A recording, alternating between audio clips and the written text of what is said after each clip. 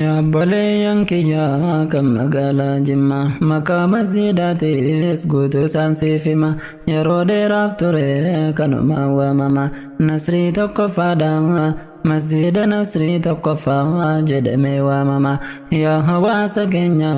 kam magala jimma me gurras kaba sinitina jama yonarra fahamtan ammumatti dimma takada bembeku dubbadde ya jama harralle hindabu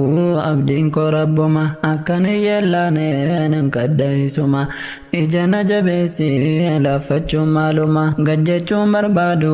ol godhachuu amma gajjechuun barbaadu ol jechuudha amma dhoyfachuun barbaadu rakkoo kumaatama masjida nasriitiif waan tokko nuuf hima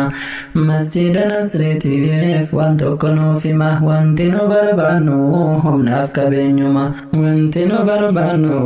humnaaf qabeenyuma kun maaf